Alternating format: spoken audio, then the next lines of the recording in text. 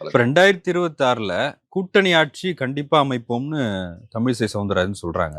இப்ப அதிமுகவோட கூட்டணி அப்படின்றது கிட்டத்தட்ட முடிவாயிருச்சுன்னுலாம் பேசப்படுது. தமிழிசை சவுந்தரராஜன் அவங்க தான் சொல்லிட்டு திரிறாங்க. ஒரு படத்துல 16 வயதுல சொல்லுவார்ல, உங்களை எல்லாரும் இப்ப சந்தான கோபாலகிருஷ்ணன், எவன் சந்தான கோபால சுகன் எல்லாம் சப்பானின்னு தான் கூப்பிடுறாங்கப்பாங்கல்ல. அந்த மாதிரி இவங்க தான் தலைவர் மாதிரி சொல்லிக்கிட்டே இருக்கிறாங்க. அவங்க சொல்றத அவங்க கட்சியில ஒருத்தர் கூட கேட்க மாட்றாங்க. அந்த மாதிரி சொல்றத. அவங்க சொல்றது யாருமே கேட்க மாட்றாங்க. அவங்க இப்போ இல்ல இப்ப அடுத்த அதிமுகவோட கூட்டணி அப்படின்னா கூட்டணி வைக்கலாம்னு இவங்க சொல்லலாம். நிறைய பேர் சொல்றாங்கன்னு வச்சுக்கீங்க. அது தமிழிசை சவுந்தரராஜன் கருத்த அதிமுக இருக்கிற எந்த தலைவரும் வரவேற்று கூட பேச மாட்டாங்களே. அல்லது பாஜக இருக்கிறவங்க கூட தமிழிசை சவுந்தரராஜன் ஒரு தலைவராக கருதி இவங்க சொல்லியிருக்கிறாங்கன்னு அவங்களும் அதை ஃபார்வர்ட் பண்ணி அவங்க தான் அமித்ஷாவை இப்ப சந்திச்சுட்டு வந்துட்டாங்களே. சந்திக்கிறாங்க. ஆனா தமிழ்நாட்டுக்குள்ளார பாஜகக்குள்ளாரையே உறுப்பினர் அளவில் கூட தமிழிசை சவுந்தரராஜனுக்கு எந்த செல்வாக்கும் இல்லை.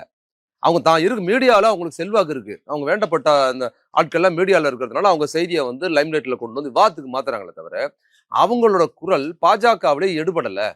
அவங்க பாஜகவிலே ஒன்றும் இல்லாமல் ஆயிட்டாங்க. இன்னொன்று அவங்களுக்கு திரும்ப பதவியெல்லாம் கொடுக்கறதுக்கு வாய்ப்பு இல்லை. ஏன்னா அவங்க நிறைய தலைவர் பதவியாக இருந்துட்டாங்க, கவர்னராக இருந்துக்கிறாங்க. அதனால எனக்கு தெரிஞ்சு தமிழ்நாட்டுக்குள்ளார பாஜகவில் அதிகமான செல்வாக்குல இருந்தது, பதவியில் இருந்தது தமிழிசை தாங்கிறதுனால அவங்களுக்கு திருப்பி கொடுக்கறதுக்கு வாய்ப்பு இல்லை. சரி, கூட்டணி ஆட்சி எந்த கூட்டணி ஆச்சு?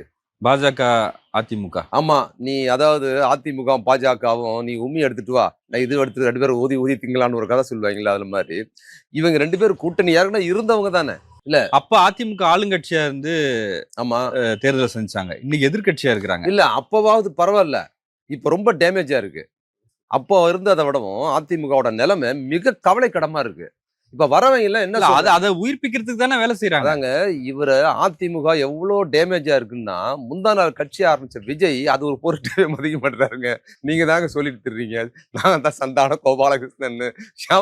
யார் அதை மதிக்கிறோம்? அதிமுக இந்த கட்சி ஆரம்பிச்ச சீமான் மதிச்சாரா, இல்ல வந்து விஜய் ஆரம்பிச்சா? எங்களுக்கும் திமுகவுக்கு போட்டின்னு தான் சொல்றாரு. குறுக்க ஒடியாந்து படுக்கிறாரு பழனிசாமி. இல்ல எங்களுக்கும் திமுகவுக்கும் தான் போட்டிங்கிறாரு. இவங்க 2 பேரும் தள்ளி விட்ட உண்மையில் போட்டி விஜய்க்கும் அதிமுகவுக்கும் தான் போட்டி. யாரு 2வது இடம் 3வது இடம் வர்றதுங்கிறது தான் போட்டியே தவிர இதுல வந்து இவங்களா சொல்லிக்கிற வேண்டியதுதான். அதனால இவங்க பாஜக வந்து அதிமுகவோட கூட்டணி வச்சாலும் சரி, அவங்க விஜயோட கூட்டணி வச்சாலும் சரி, யாரோட கூட்டணி வச்சாலும் அவர்களோட நிலைமை முதலை விட கவலைக்கிடமா தான் இருக்கும்.